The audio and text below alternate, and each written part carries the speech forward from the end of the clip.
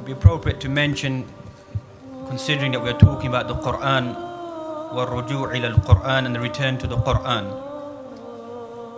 that we find to look back and to study Fada'il al-Qur'an, to look at the virtues of the Qur'an that may begin to inspire us to live, to become people of Ahlul Qur'an, people of the Qur'an. And thus you find Ibn Kathir, Imam al-Mufassirin, has written in great detail in the beginning of his tafsir, talking about the virtues of the Qur'an. And likewise we find inside many books of ahadith, collecting chapters or ahadith about Fada'il al-Qur'an, to look at the virtues of the Qur'an. Amongst those ahadith that come to mind, if we look inside Riyadh al-Salihin, is talking about the hadith that the believer who recites the Qur'an, وَيَعْمَلُ بِهِ, the believer who recites the Qur'an and carries out the actions of the Qur'an.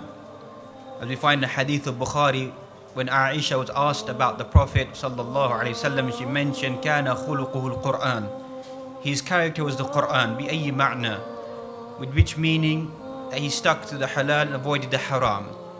So the highest level of being a believer is a person who recites the Qur'an and also implements the Qur'an.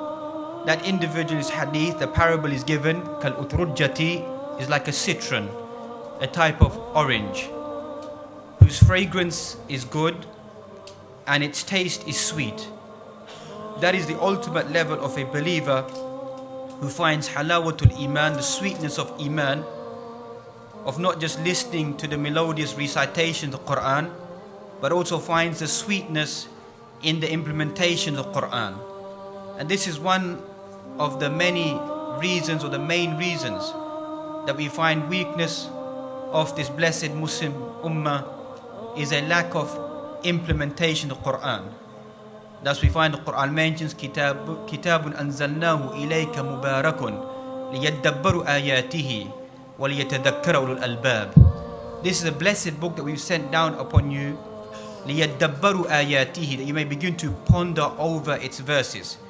Imam al-Hasan al-Basri mentioned that you begin to liyadabbaru ayatihi bima'na an ta'mala bil-Qur'an or an tutabbiq al-Qur'an, to ponder over the verses. There's a general meaning of just pondering over the verses, but the hidden meaning is to live according to the Qur'an, to try to implement the Qur'an to the best of one's ability.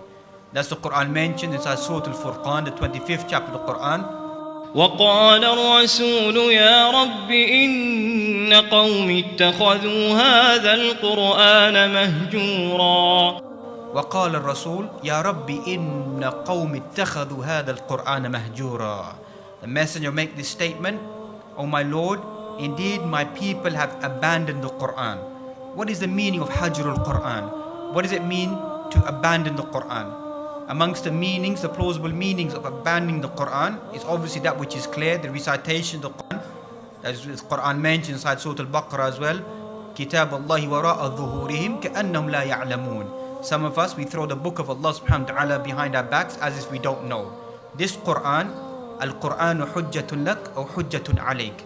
The Qur'an is an evidence for you or an evidence against you, for all of us Muslims. And as we know on the Day of Judgment, a person will be told to read and ascend, to climb. Wherever you stop reading will be your place inside paradise. So the more Qur'an the individual knows, the higher they will begin to ascend, to be with the melodious reciters of the Qur'an, those who lived in implementing the Qur'an. So we should take this lesson, that we try to strive to recite the Qur'an, memorize the Qur'an, recite the Qur'an appropriately, and then we begin to try to take that message of the Qur'an and try to implement it inside our lives.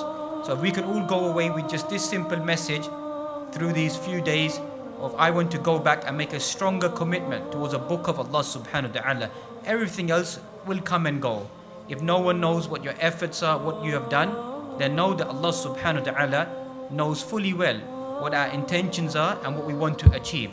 So if a person makes that azmus sadiq, a strong commitment inside their heart, that I want to be an individual who's raised up with the people who recite the Qur'an, who implement the Qur'an. And the highest level of those individuals is none other than the Anbiya, wa ala ra'sihim is none other than the Prophet Muhammad sallallahu alaihi wasallam. That should be our aspiration, to be with him and to be with those individuals or companions who live the life according to the Quran. So may Allah subhanahu wa ta'ala give us all the tawfiq and ability to carry out a sincere intention to become people of Ahlul Quran. Barakallahu feekum.